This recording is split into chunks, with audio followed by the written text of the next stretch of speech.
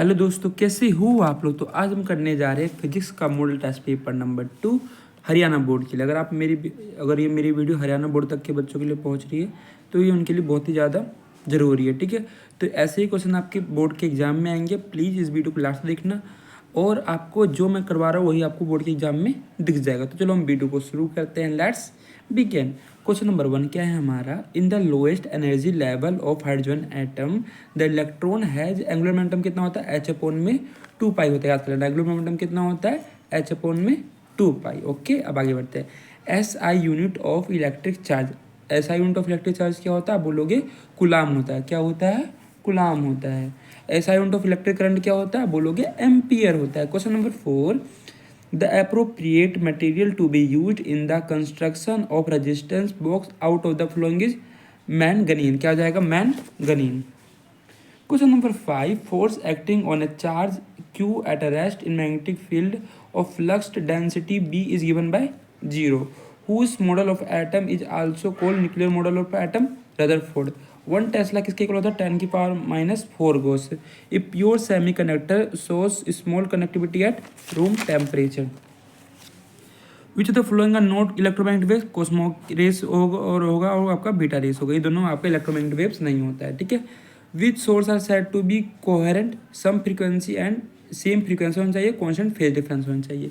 In Young's double slit experiment the ratio between the intensity of bright and dark fringe इतना दे रखा है, मैं रेशो पूछ रखा है। तो आपको आई मैक्स आई ओपन करके ये करोगे, ये आ जाएगा, सॉल्व कर लेना, आप आराम से कर लोगे। ठीक है, आई मैक्स अपन में आई मिल जाना, ए1 प्लस में ए2 का होल स्क्वायर, ए1 माइनस में ए2 का होल स्क्वायर, 9 ऊपर 1 करोगे, इसको दे जाएगा, बस खत्म। ठीक है, सोल्यूशन देख लिया आप लोगों ने, सोल्यूशन देख के कर लेना। अगला देखते हैं question number 12 right the unit of electric field density की यूनिट क्या होती है, न्यूटन अपॉन में coulomb. Dash has the radiation the least wavelength, सबसे कम वेवलेंथ किसका होता है, गामा रेज का। Dash particle has similar mass of electron, positron. Very good. In intrinsic semiconductor eight room temperature the number of electron hole sir क्या होता है, intrinsic semiconductor में number of electron number hole क्या होता है, same होता है। Assertion a larger cell has higher EMF, larger cell का थोड़ी हाई ईएमएफ होगा। The dry cell is proportional to size, दोनों गलत है, ए भी गलत है और ये भी गलत है, डी ऑप्शन सही हो जाएगा। ठीक है, इस single lens produce a colour image of an object illuminated by white light, हाँ सही है। Reason the refractive index of material of lens is different, हाँ इसका लेंस कुछ नहीं है तो आपका बी आ जाएगा। असर्शन भी सही है, रीजन भी सही है, पर रीजन की करेक्ट एक्सप्लेनेशन नहीं है। Course 18 the energy and momentum of a photon p is equal to E by c होता है, सही है, एच सी बाई लैम्डा। ठीक है, सही है।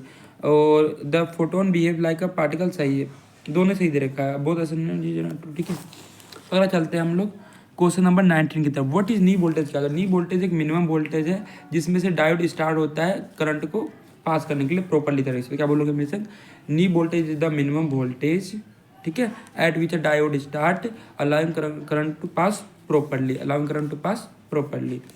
What do understand by quantisation of electric charge, तो quantisation of electric charge means that charge exist is always integral multiple of elementary charge.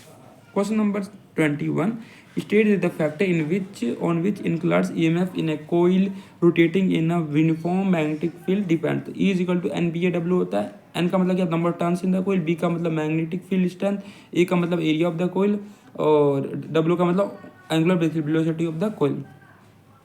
अब क्वेश्चन नंबर 22 है आपका, in what way is an electric field different from a magnetic field. जो electric field होता है आपका वो magnetic field से किस प्रकार अलग है। तो ध्यान में रखना आप लोग। ओरिजिन देखो, इलेक्ट्रिक फील्ड ओरिजिन कहाँ स्टार्ट होता है, इलेक्ट्रिक फील्ड हमें कहाँ से मिलता है, इलेक्ट्रिक चार्ज से मिलता है। और जबकि मैग्नेटिक फील्ड हमें कहाँ से मिलता है, जब हमारा मूविंग चार्ज होता है, मतलब चार्ज जब मूव करेगा तब हमें क्या मिलेगा, मैग्नेटिक फील्ड में। दोनों नहीं होता, इलेक्ट्रिक फील्ड हमें कहाँ से मिलेगा, इलेक्ट्रिक चार्ज से, और मैग्नेटिक फील्ड कहाँ मिलेगा, जब हमारा चार्ज मूव करेगा। ठीक है,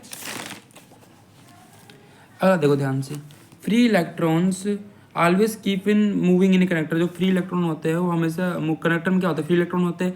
इवन देन नो मैग्नेटिक, उसको कोई मैग्नेटिक फोर्स नहीं होता। क्यों, क्योंकि इसमें एवरेज वेलोसिटी कितना हो जाता है, 0 हो जाता है। उसकी वजह से कोई भी इसमें करंट फ्लो नहीं होगा। आप लिख सकते हो अगर 1 मार्क्स में आएगा, बिकॉज एवरेज वेलोसिटी इज 0। जिसका एवरेज वेलोसिटी हो जाता है क्या हो जाता है, वो 0 हो जाता है। इसकी वजह से उसमें कोई भी करंट फ्लो, कोई मैग्नेटिक फील्ड नहीं आ पाएगा। ठीक है, which part of the electromagnetic spectrum है द लार्जेस्ट पेनिट्रेटिंग पावर, आपको पता है गामा रेज का होता है।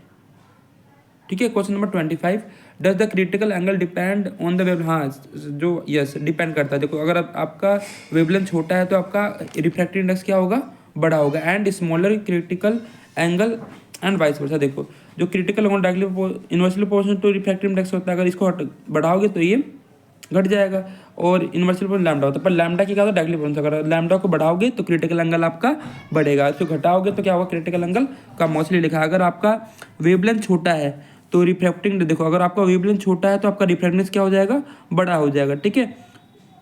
अगर वेवलेंथ छोटा होगा तो आपका रिफ्रैक्टेंस बड़ा होगा और स्मॉल क्रिटिकल एंगल होगा, ठीक है। तो ये आपको समझ में आ गया होगा, बिल्कुल आसान था। अब हम चलते हैं क्वेश्चन नंबर 26 की तरफ। Nuclear atom model is required to explain the result of Rutherford experiment. देखो इसमें बोला nuclear model atom was required to explain Rutherford experiment because the result showed, जो रिजल्ट शो करता है कि जो पॉजिटिव चार्ज एंड मास आज जितने भी कंसंट्रेटेड कहाँ पर है, वो छोटी सी न्यूक्लियस के अंदर है, rather than spread out in the entire volume, entire atom जो का वॉल्यूम है जो खाली है, ठीक है। Question number 27, in the electrostatic potential necessary zero at point, नहीं जीरो नहीं होता, देखो लिखा no the electric potential point where electric field strength is zero, ठीक है। क्यों, क्योंकि देखो since the electro potential is between 2 points and difference is हमेशा सेम होता है, तो वो क्या करेगा, आर्बिट्री वैल्यू को चूज कर लेगा सेम पॉइंट पे। अब चलते हैं क्वेश्चन नंबर 28 की तरफ। 5 इलेक्ट्रॉन्स हैव बीन रिमूव्ड, तो आपको Q1 Q2 की वैल्यू दे रखी है, R की वैल्यू दे रखी है, F आप निकाल लोगे आसानी से, मुझे पता है आप लोग ये कर लोगे। क्वेश्चन नंबर 29 पे चलते हैं, ये बिल्कुल आसान है, देखो ध्यान से। हमें प्रूव करना है कि 2mc लैम्डा अपॉन में, देखो एनर्जी ऑफ प्रोटॉन क्या होता है, एच बाय लैम्डा, ये लैम्डा पी का है, ठीक है। तो लैम्डा क्या होगा, एच अपॉन में एम बी होता है, तो ये mass of electron, velocity of electron, इसको मैं सिर्फ एच अपॉन में एम लैम्डा लिखे। काइनेटिक एनर्जी का फॉर्मूला क्या था, half M B square, M की जगह एच की बी की जगह आपको कर दोगे एच अपॉन में एच स्क्वायर अपॉन में लैम्डा, इसको काट दोगे तो ये आ जाएगा। आपको पता है एनर्जी ऑफ फोटोन, इसको करोगे तो आपका आ जाएगा ई वाला रेडिएशन। तो समझ में आपको अच्छे से आ गया होगा, मुझे पता है आपको आ गया होगा, ठीक है। कर लोगे तो आपका हो जाएगा, ठीक है। आगे बढ़ते हैं, क्वेश्चन नंबर 30 देखो। If photon and electron have got the same de Broglie wavelength which has the greater, आपको पता होना चाहिए कि सीधा अगर आपको नहीं आता है तो लिख देना इलेक्ट्रॉन की टोटल एनर्जी ज़्यादा होती है, आपको 1 नंबर मिल जाएगा। अगर आपको प्रूव करना है तो लिख देना एनर्जी ऑफ फोटोन इतना दे रखा है, पीसी होता है, और एनर्जी ऑफ इलेक्ट्रॉन कितना होता है, पीसी का स्क्वायर प्लस में एमसी स्क्वायर का स्क्वायर। देखो ये है आपका मूविंग एनर्जी, ये है आपका रेस्ट मास एनर्जी, जिसका दोनों होता है इलेक्ट्रॉन के पास, रेस्ट भी होता है और मूविंग भी होता है, इसलिए एनर्जी ऑफ इलेक्ट्रॉन ज़्यादा हो जाता है फोटोन से। Question number 31, what are the limitation of Bohr model की लिमिटेशन क्या है, तो this model is applicable only to simple atom like, जैसे कि जेड अगर 1 होगा तभी एप्लीकेबल, अगर जेड की वैल्यू 1 से बड़ी होगी तो ये मॉडल क्या हो जाएगा, आपका फील हो जाएगा। It does not explain fine structure of spectral line, को ये नहीं कर पाया था इन हाइड्रोजन एटम के लिए, ठीक है। This model not explain why orbits of electron are taken circular क्यों लेता है जबकि एलिप्टिकल ऑर्बिटल पॉसिबल है। What is distance of closest approach when 5 हमें एनर्जी की वैल्यू दे रखी है, हमसे पूछा है आर नोट की वैल्यू, तो आर नोट का फॉर्मूला को पता है 1 अपॉन में 4π/2 ई स्क्वायर अपॉन में ई, ई हमें पता है, ई पता है, बस हो गया, और करना है क्या है, ठीक है।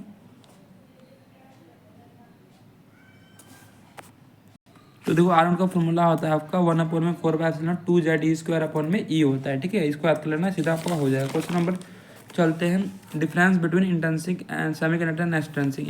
इंट्रिंसिक में आपको दे रखा ना, ये मैंने लिख रखा है, आप इसको याद कर लेना, आपसे हो जाएगा, अच्छी बात है, ठीक है। नहीं भी याद हो तो कुछ मत करना, क्योंकि इंट्रिंसिक क्या है बोलो, विच फ्लो फॉर्मूला इज करेक्ट, तो आपको बताना चाहिए जे इज इक्वल टू क्या होता है, सिग्मा ई होता है। अगर आंसर निकालोगे तो क्या आ जाएगा, 12 अपॉन में 3 करोगे, 3 चौके 12 और 4 मिली एम्पीयर आ जाएगा, ये सही हो जाएगा, ठीक है। इसका देखो इलेक्ट्रिक कंडक्टिविटी का रेजिस्टेंस ये दे रखा है, और आपको बताया ये कैसी क्वांटिटी होती है, कंडक्टिविटी डेंसिटी वेक्टर क्वांटिटी होती है। तो आज की वीडियो में इतना ही। देखो अगर आपको इसका फोटो खींचना है तो फोटो खींच सकते हो, खींच लिया होगा आपने, ठीक है। अब देखो ध्यान से, इंट्रिंसिक में क्या होता है, ये एक प्योर सेमीकंडक्टर होता है, एक्सट्रिंसिक क्या होता है, इम्प्योर सेमीकंडक्टर होता है। इससे कंडक्टिविटी लो होता है, इससे कनेक्टिविटी हाई होता है, इसमें नंबर ऑफ इलेक्ट्रॉन और नंबर ऑफ होल दोनों इक्वल होता है, इसमें नहीं होता है। इसमें कनेक्टिविटी दोनों के बस होता है इलेक्ट्रॉन, इसमें बस मेजॉरिटी कैरियर के बस होता है। तो समझ में आ गया होगा आपको। अगर वीडियो अच्छा लगा तो प्लीज़ लाइक कर देना, सब्सक्राइब कर देना, जो मन करे वो कर देना। चलो मिलते हैं नेक्स्ट वीडियो में, तब तक के लिए अपना ख्याल रखिए, ऐसे मन लगा के पढ़ते रहिए, टाटा बाय बाय।